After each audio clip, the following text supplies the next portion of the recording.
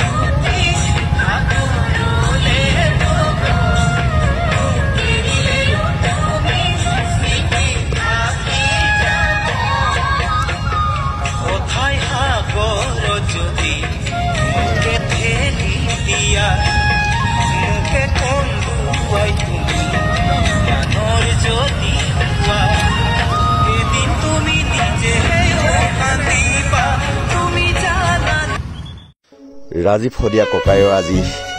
ৰাজহুৱা আধ্যক্ষতালৈ টুপচিঙা গাঁৱলৈ মানুহৰ লানি লানি সুত কি কাৰণে জানেনে তেখেত আচলতে সকলোৱে প্ৰিয় আছিল আৰু সদায় তেখেত প্ৰিয় হৈ থাকিব তেখেত যদিও আমাৰ মাজত নাই তেখেত সদায় অমৰ হৈ থাকিব আমাৰ মাজত গতিকেলৈ এফালে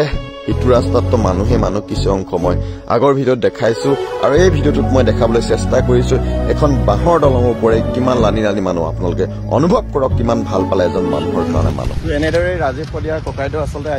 দহা বুজলৈ সকলোৱে গৈ আছো আমাৰ বাইকখন এতিয়াও আহি পোৱা নাই এইখন দলংখন দেখিছে দলঙৰ ওপৰেদি আমি পাৰ হৈ গৈ আছো আচলতে তেখেতক অমৰ কৰিবলৈ আৰু সজীৱ কৰি ৰাখিবলৈ মানুহৰ মাজত ইমান সমাগম চব ইয়াত দলংখনত চব মানুহে মানুহ এইফালেও মানুহে মানুহ ইমানেই মানুহ তো আচৰিত আৰু অভিভূত কিমান ভাল পালে এজন মানুহৰ কাৰণে ইমান মানুহ ওলাই আহিব পাৰে চব আৰু পোন প্ৰথমবাৰৰ বাবে ইমান মানুহ ওলাই অহা মই জীৱনত প্ৰথম দেখিছোঁ ৰাজীৱ শদিয়া ককাইদেউৰ কাৰণে তেখেতক সদায় আমাৰ মাজত সজীৱ কৰি ৰাখিবৰ কাৰণে এনেদৰে মানুহবোৰ ওলাই আহিছে আৰু তেখেতৰ স্মৃতি সদায় জীয়াই ৰাখিবলৈ নহয়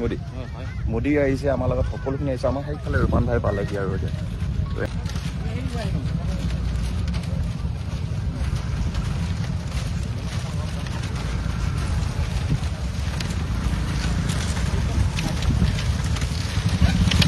পালাই ভাই অসুবিধা নাই হয়তো